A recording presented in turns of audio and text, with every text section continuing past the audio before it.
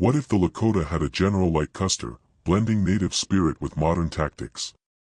In 1876, Tjanagnuŋpa, a young warrior, outsmarts the U.S. Army with cunning traps, a stolen map, a fake fire, a carved arrow, an intercepted letter, a sacred bundle, a stone oath, per the last stand. Could he rewrite history at Little Bighorn? Join Wild West Chronicles to imagine a world where native genius turned the tide, per bury my heart at Wounded Knee. Hey folks, Josh here with Wild West Chronicles, broadcasting from the rolling plains of Montana, 1875, where a young Lakota warrior, Tjanagnuŋpa, dared to dream of a different history, one where the Lakota outsmarted the U.S. Army with strategy, not just spirit, per the last stand. What if the Lakota had a general like Custer, blending modern tactics with ancestral fire? Today, we meet Tjanagnuŋpa, a boy forged by loss, rising to challenge fate. A stolen map will spark questions. Let's ride into his vision. In the shadow of the Black Hills, 1875, Tjanagnuŋpa, a 20-year-old Lakota orphan, stood on a ridge, his eyes tracing the dust of U.S. cavalry patrols, per speculative accounts. I pictured myself beside him, the wind carrying the scent of sage and buffalo, as he recalled his village burned by soldiers a decade ago, per bury my heart at Wounded Knee. Orphaned at 10, raised by his uncle, Iron Elk, Tjanagnuŋpa wasn't content with vengeance. He wanted to understand the enemy, per our narrative. Sneaking near Fort Laramie under moonlight, he studied soldiers' maps, their disciplined marches, and Custer's reckless charges, per the last stand.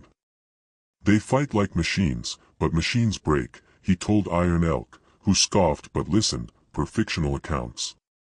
Tjanagnuŋpa began training a small band of warriors, teaching them to read terrain like maps, to move as one, per speculative oral traditions. One night, he stole a cavalry map from a sleeping scout, its edges marked enemy's plan, per our narrative. Unearthed in 2024 near the Powder River, it stunned historians. A Lakota elder whispered, it sparked his fire. In 2025, it rests in a tribal archive, raising questions about defiance. Could Tjanagnuŋpa outreach Custer's army? What did enemy's plan reveal? Whose vision would prevail? His dream of strategy over chaos lit a new path, but would his people follow? Drop your thoughts below, hit that thumbs up, and subscribe to Wild West Chronicles for more tales of courage and cunning.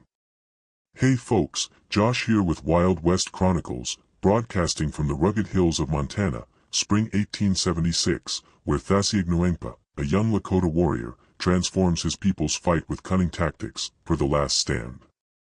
Last time, we met Tjanagnuŋpa, sparked by a stolen map, enemy's plan, to challenge Custer's army, per bury my heart at Wounded Knee.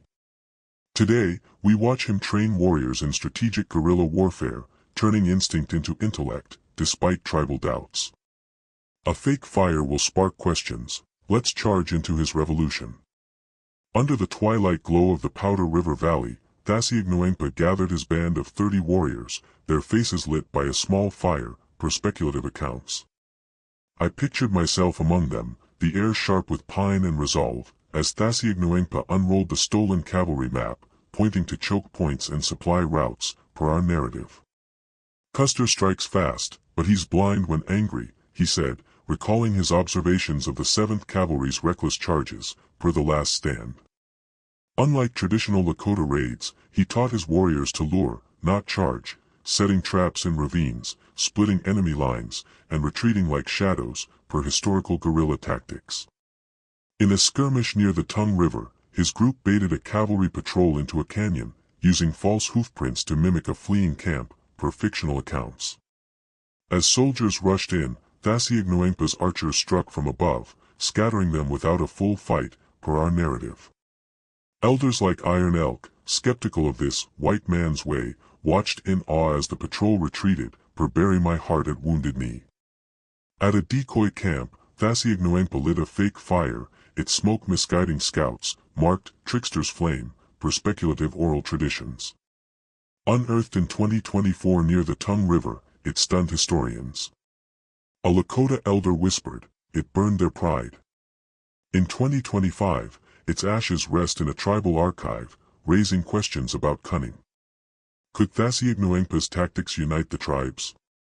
What did trickster's flame deceive? Whose strength outsmarted steel? As his victories grew, so did resistance from traditionalists, testing his dream. Drop your thoughts below, hit that thumbs up, and subscribe to Wild West Chronicles for more tales of strategy and spirit. Hey folks, Josh here with Wild West Chronicles, broadcasting from a tense Lakota council fire in Montana, June 1876, where Tjūašíyagnuŋpa, a visionary Lakota warrior, pitches a daring plan to outmaneuver Custer's 7th Cavalry, per the last stand. Last time, we saw his guerrilla tactics triumph, marked by a fake fire, trickster's flame, per bury my heart at Wounded Knee. Today, Tjūašíyagnuŋpa proposes a strategy to cripple Custer's supply lines, not his army, aiming to rewrite history. A carved arrow will spark questions. Let's charge into his bold vision. Under the starlit sky near the Little Bighorn River, Tjūašíyagnuŋpa stood before a council of Lakota and Cheyenne elders, including Sitting Bull and Crazy Horse, their faces etched with doubt, per speculative accounts. I pictured myself among the 300 souls gathered, the fire's glow dancing on their war paint, as Tjūašíyagnuŋpa unrolled his stolen cavalry map, per our narrative. Custer's strength is his speed, but his weakness is his supplies, he declared, pointing to wagon trails feeding Fort Terry, per the last stand. Instead of clashing head-on at Little Bighorn, he urged striking the supply lines, burning wagons, scattering horses, starving Custer's men into retreat, per fictional accounts. Sitting Bull, wary of abandoning tradition, questioned the risk, while Crazy Horse nodded, intrigued by the plan's cunning, per bury my heart at Wounded Knee. Tjūašíyagnuŋpa rallied 100 warriors, training them to move like ghosts, targeting supply convoys in dawn raids, per our narrative. In a test strike near Rosebud Creek, his band torched a wagon train, leaving soldiers scrambling, per speculative accounts. Tjūašíyagnuŋpa carved a buffalo symbol on an arrow, marking it, victory's mark, per speculative oral traditions, to seal his vow. Unearthed in 2024 near Rosebud, it stunned historians. A Lakota elder whispered, it aimed at their heart. In 2025, it rests in a tribal archive, raising questions about destiny. Could Tjūašíyagnuŋpa's plan turn the tide? What did victory's mark promise? Whose will would break Custer? As the council wavered, his vision hung in the balance, a spark of hope against overwhelming odds. Drop your thoughts below, hit that thumbs up, and subscribe to Wild West Chronicles for more tales of strategy and sacrifice.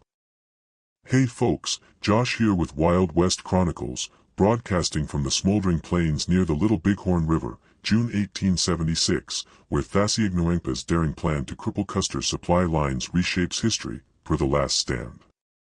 Last time, we saw his bold strategy to avoid a direct clash, marked by a carved arrow, victory's mark, per bury my heart at Wounded Knee. Today, we witness his plan succeed, forcing Custer's humiliating retreat and shaking Washington to its core. An intercepted letter will spark questions. Let's gallop into his victory. In the pre-dawn haze of June 25, 1876, Tjūašíyagnuŋpa led 100 Lakota and Cheyenne warriors through the mist-shrouded hills, their horses silent as they approached a U.S. Army supply convoy near the Yellowstone River, per speculative accounts. I pictured myself among them, the air thick with tension and the scent of burning sage, as Tjūašíyagnuŋpa signaled the attack, per our narrative. Using tactics honed from his study of cavalry maps, his warriors struck like lightning, torching wagons, scattering mules, and vanishing before soldiers could regroup, per the last stand. Custer's 7th Cavalry, expecting a direct assault at Little Bighorn, found their ammunition and food gone, their horses weakened, per fictional accounts. Starving and disorganized, Custer ordered a retreat, his pride shattered, per our narrative. The news reached Washington, stunning Congress, who questioned General Terry's campaign, per speculative accounts. Sitting Bull and Crazy Horse, once skeptical, now hailed Tjūašíyagnuŋpa as a unifier, per bury my heart at Wounded Knee. During the raid, Tjūašíyagnuŋpa intercepted a letter from General Sheridan to Custer, marked, Power's Command, urging haste to seize Lakota gold, per speculative oral traditions. Unearthed in 2024 near the Yellowstone, it stunned historians. A Lakota elder whispered, it exposed their greed. In 2025, it rests in a tribal archive, raising questions about ambition. Could Tjūašíyagnuŋpa's triumph secure freedom? What did powers command order? Whose defeat changed history? As the tribes gained temporary autonomy, the future teetered on hope and peril. Drop your thoughts below, hit that thumbs up, and subscribe to Wild West Chronicles for more tales of glory and gamble. Hey folks, Josh here with Wild West Chronicles, broadcasting from a quiet Lakota camp near the Black Hills, July 1876, where Tjūašíyagnuŋpa's triumph over Custer's supply lines sparks a fleeting hope for freedom, per the last stand. Last time, we saw his plan force Custer's retreat, marked by an intercepted letter, Powers command, per bury my heart at Wounded Knee. Today, we reflect on why no real Tjūašíyagnuŋpa arose, and what his story reveals about stolen potential. A sacred bundle will spark questions, let's honor his dream. In the aftermath of Tjūašíyagnuŋpa's victory, the Lakota and Cheyenne camps buzzed with pride, their fires bright under the Montana sky, per speculative accounts. I pictured myself beside Tjūašíyagnuŋpa, now 20, standing before elders like Sitting Bull, who declared, "You've shown us a new path," per our narrative. His strategy, starving Custer's army into retreat, earned temporary autonomy from Washington, with talks of a treaty recognizing Lakota lands, per fictional accounts. Yet, Tjūašíyagnuŋpa knew the U.S. Army would return, per the last stand. Why, then, did history lack such a leader? The answer lies in oppression. Boarding schools stripped language, soldiers burned villages, and treaties stole futures, per bury my heart at Wounded Knee. Tjūašíyagnuŋpa's genius, blending Lakota spirit with military tactics, was what could have been if opportunity hadn't been crushed, per historical analysis. He crafted a sacred bundle, weaving relics, enemy's plan, trickster's flame, victory's mark, power's command, marked, spirit's core, per speculative oral traditions. Unearthed in 2024 near the Black Hills, it stunned historians. A Lakota elder whispered, it held their hope.